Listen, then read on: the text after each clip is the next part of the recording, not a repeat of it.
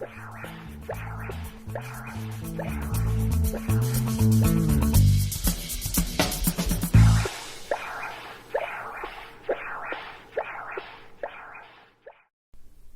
are the key issues to remember for mitral regurgitation.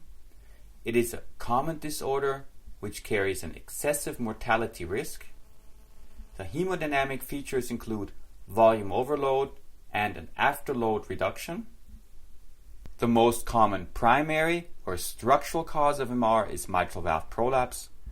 The most common secondary cause is annular dilatation, which occurs as a result of left ventricular dilatation. Echo can help to clarify the etiology and mechanism of MR. To evaluate the mechanism, you look at valve morphology and also at the jet direction. Flay leaflet can be caused by rupture of the primary, secondary cords, or the papillary muscle. Therefore, the degree of regurgitation varies in flay leaflet.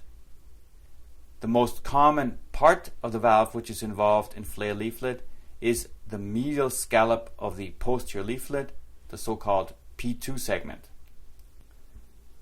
To quantify MR, you have to use an integrative approach which uses color Doppler, in particular the proximal portions of the jet, the flow convergence zone, and the vena contracta. You can also use the PISA method. However, the PISA method has a number of limitations. And you also look at the secondary findings such as left ventricular volume overload and to a certain degree also the size of the left atrium. Very important, the degree of morphologic changes of the mitral valve do not necessarily reflect the severity of MR. What are the surgical issues in MR? We know that repair is better than replacement because it preserves left ventricular function. Surgery should be performed in symptomatic patients as long as their ejection fraction is above 30%.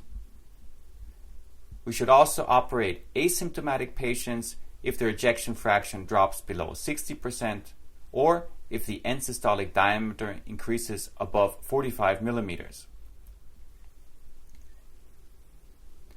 If a patient does not meet these criteria and he has severe MR and is asymptomatic, you have to closely monitor him with echo with respect to function and size of the left ventricle.